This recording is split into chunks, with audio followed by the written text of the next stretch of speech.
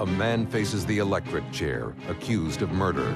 I wake up every morning screaming, I'm innocent. He was starting out behind the 8 ball.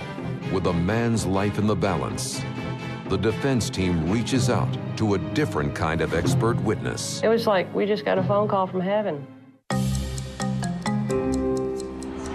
These are the true stories of real cases and the psychics who help investigators solve their most baffling mysteries.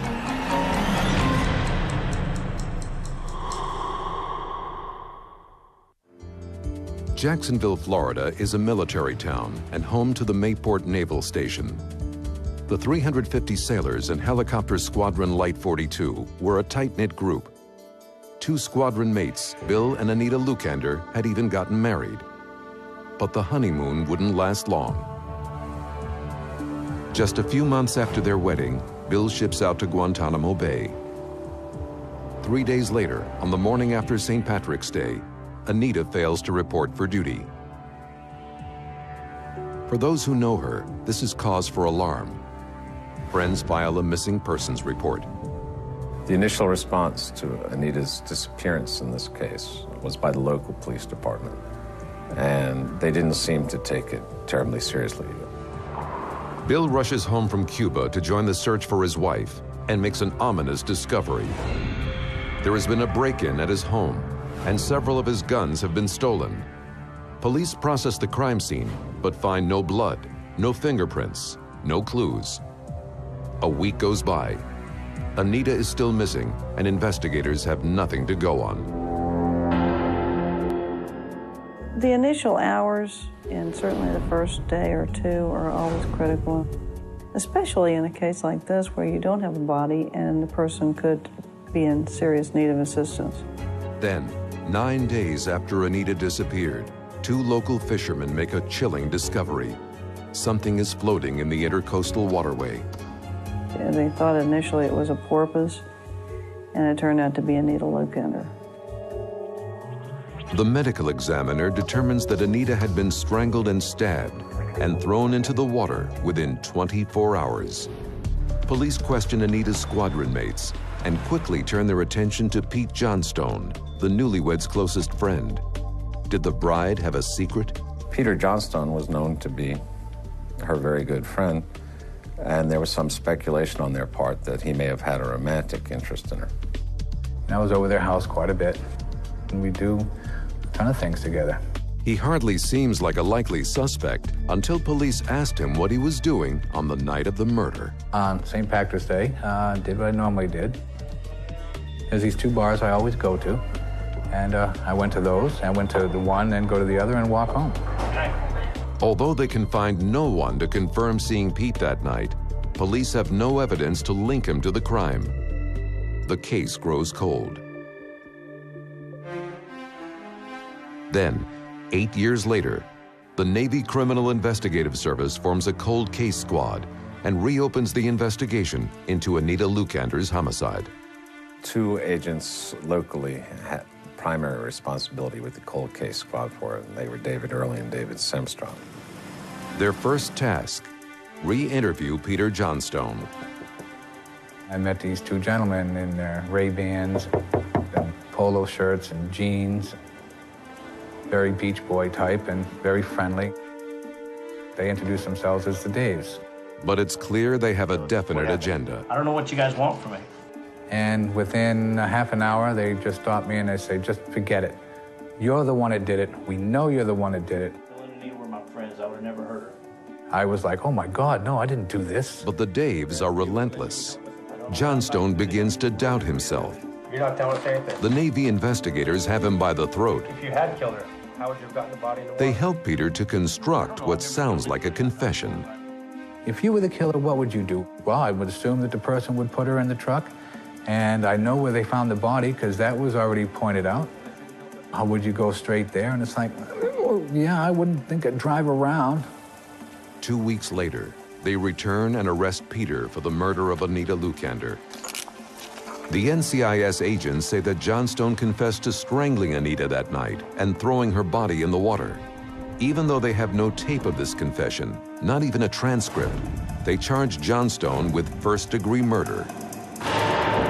That's when I realized I was facing the electric chair. Peter Johnstone's case is assigned to the Office of the Public Defender in Jacksonville. I didn't have much hope at that point. Even his attorneys know they've got an uphill battle. You're trying to prove the non-happening of an event, which is always more difficult. A case like Peter Johnstone is an ulcer-making experience, really it is. The defense attorneys start building their case. It was probably one of the biggest cases that this office has seen. We had a room dedicated for that case. It's a huge task. They begin by revisiting Anita's last hours. And she was last seen, as far as the police could establish, by a coworker of hers. He had gone to her home and had taken her for a ride. The coworker says he dropped Anita back home, and his alibi holds. The defense team continues to look for clues, but they're beginning to lose faith. It got frustrating because we weren't really getting anywhere. By that time, a lot of folks' memories had faded, or they didn't want to get involved. The trial date keeps getting postponed. By now, Pete has spent almost a year and a half in jail. I wake up every morning screaming, in my mind I'm innocent. Why are they holding me? Desperate for any kind of break, investigator Mimi Hannon suggests talking to a different kind of expert witness. I thought about perhaps consulting with a friend of mine who's psychic, and her name is Sharon Johns. We need to approach this with a certain amount of skepticism. You know my thoughts on psychics. The lead attorneys are reluctant. I don't see how it can possibly hurt us to talk to this lady. Is she charging us for this? No, apparently she's willing to do this for free. Free is a good price. Hey, Sharon, it's Mimi. Oh, hey, Mimi, yeah. The investigator decides to reach out to the psychic. It's a homicide. Before Mimi arrives, Sharon has a sudden vision of the crime.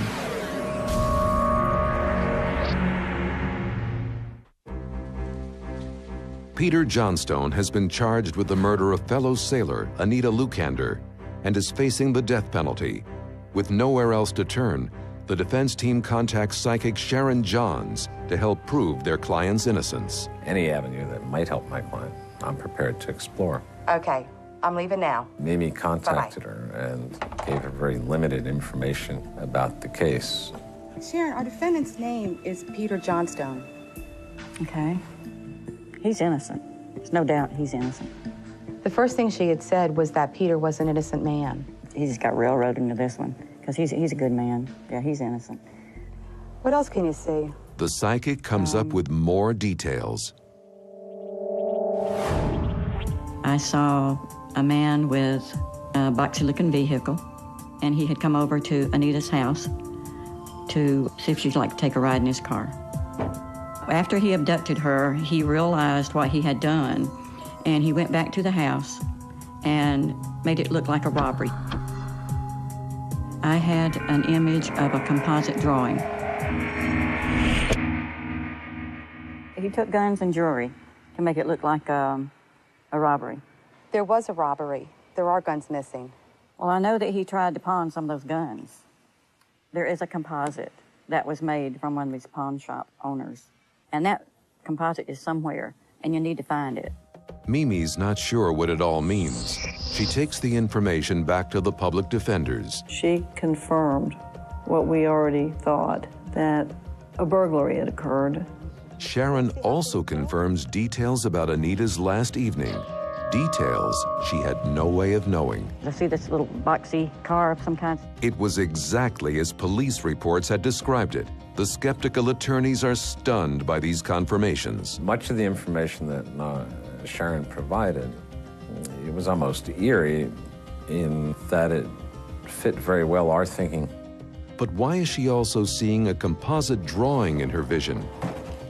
Sue decides to comb through the files one more time. And until Sharon pointed the composite drawing out to me, that it was indeed part of this case file, we probably would have never known it existed. The attorneys discovered that 8 years ago, someone had tried to sell the guns stolen from the Lukander home at a pawn shop. The pawn shop owner helped police come up with a composite. It's shocking to see the suspect face to face.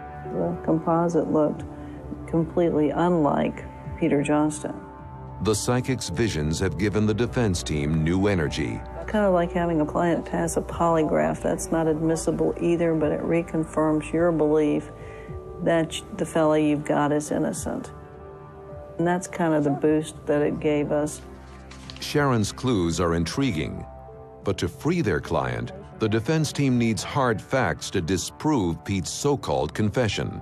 Our thinking was that Anita did not go into the water the night of March 17th as the claimed confession had it happened. They can only hope that Sharon can come up with something to confirm their hunch. She continues to focus on the case. Sharon has worked with police for many years and gets her information at odd moments. When I'm working on a case and someone's asked me to help them, it's like I just don't throw the information off the top of my head. I wait. And sometimes the information comes to me when I'm washing a dish, walking out in the yard, doing mundane things. And then I'll get up and go immediately write it down, the information for a case. You sure? I just take the information and they have to run with it. The psychic has given Peter Johnstone a ray of hope. At the point that Mimi had told me about Sharon Johns, everything shifted at that point. It was all going my way for once. But as the trial date approaches, Pat knows their client isn't yet out of the woods. He was starting out behind the 8 ball, accused of a murder, vilified in the press, and with a claim of a confession in what was really a horrible murder. That's a tough spot to be in. When we return, a shocking testimony from beyond the grave. I met Anita Lukander on the phone that day. I found myself in a dark place. In 3 weeks, Peter Johnstone will go on trial for the murder of fellow sailor Anita Lukander.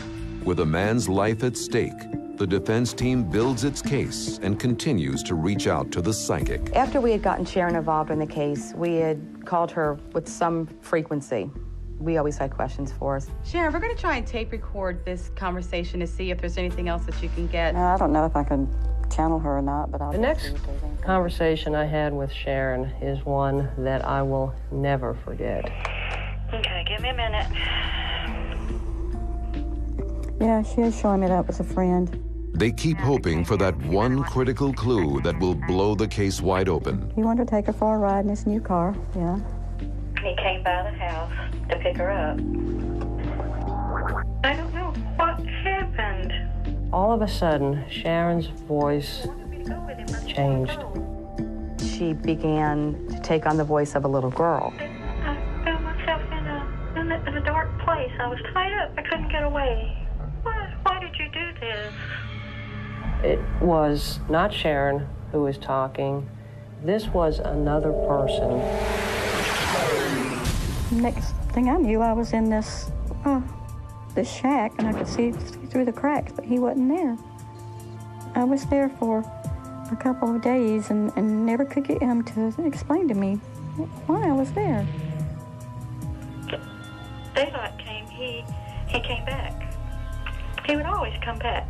And she walked us through the crime in this little girl voice up to the point that we believe Anita was killed. Now it's done. It was an incredible experience. It just took my breath away. We went over to jail, pulled Peter out of his cell, and white as ghosts, we said, "Peter, what did Anita sound like?" And he said, "You couldn't mistake her voice. She sounded just like a little girl." And as I told them, I said, "You look like you've seen a ghost." It was like we just got a phone call from heaven. I wanted to go home. The defenders are shaken, but realize they've been given a crucial new clue. I was there for a couple of days. Now they have to prove it. The information that Sharon furnished us indicated that Anita did not die the night she was taken. The prosecution has based its case on the medical examiner's original claim that Anita's body had been in the water for 9 days. I was having a little bit of problem with that, but then Sharon comes along and says, hey, she was held for a number of days before she died. I knew that she had been held for at least 3 days. Could this be the break they've been waiting for? The body washed up here. Right. With Pete's life in the balance, they must find a way to prove that the original timeline was wrong. We need to check out the crabbing activity in the intercoastal. My co-counsel Ann Fennell and I are great believers in physical evidence, so we wanted to understand that first. We have seen over the course of our homicide experience here, bodies left in the water here, and there generally is a great deal of crab damage to a body. And there had been very little damage to Anita's body. They risk everything on an ingenious experiment. They go to the area where Anita's body was found and bait crab traps with chicken. We wanted to understand how long it may have been in the water, what the currents were, and what sort of crab activity we'd encounter.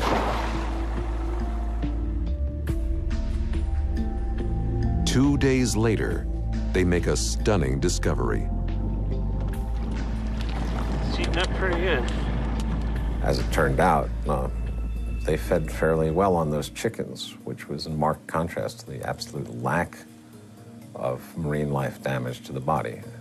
Their experiment has confirmed the psychic's vision of Anita's murder.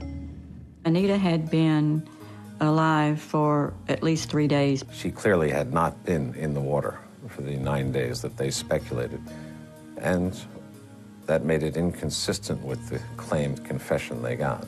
The defense team can only hope that they have what it takes to break the prosecution's case. Can the psychic help sway a deadlocked jury? When we return. The trial in the case of Anita Lukander's murder begins. The state of Florida versus Peter Johnstone. Psychic Sharon Johns has helped the defense team build the case for his acquittal. Some of her observations form the basis for part of the argument we ultimately gave on Pete's behalf. It was quite a lengthy trial. But while we were going through the trial, there was pieces and things that it was like, oh, that was from Sharon. The prosecution describes Peter's alleged confession. According to the defendant, there was an adrenaline feeling there. The person was out of control and inadvertently killed her. The defense denies the validity of the verbal confession. It is not worth the paper it isn't written on. And introduces the crab experiment to dispute the prosecution's timeline. I knew that she had been held for at least 3 days. During the trial, Sue calls the psychic, hoping for any additional clues, and Sharon gives her a crucial reminder. That is when I brought up the composite. They had to use it. She also told me that it was very important to have the jury view that composite drawing. Sharon was very persistent about that. Sue heeds the psychic's warning. In fact, so persistent that I chose to make a couple of copies of that in case something happened. And on the way to the court, when we got there, Pat turned around and said, I forgot the drawings, and I pulled out the copy that I had made. They make sure the jurors get a good look at the composite drawing.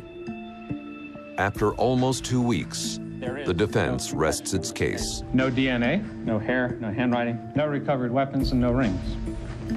Those are facts you have in this case. After Pat closed and the jury went to deliberate, everybody assumed this was going to be a very quick verdict. After 5 minutes, 10 minutes, half an hour, I was getting scared because it's an hour, 2 hours, and there's nothing. There was one holdout juror. She just was not convinced by all the facts that Peter was not guilty. The jury asks to see the composite drawing one more time. You've got to take the composite. It's going to be vital. Take the composite. Finally, I was brought out, and then the judge came out. I was kind of a little wobbly at this point. With the jury found the defendant not guilty, so said it all. The composite drawing that Sharon pointed out to me in this case convinced the jury, in my mind, I'm positive of that, that Peter Johnstone did not kill Anita Lukander. When I walked out of that courtroom, first time in about 21 months, since I walked outside, I looked up to see the sunshine. It's been that long since I've seen it. It was an unbelievable feeling. Great. Really great. Thank you.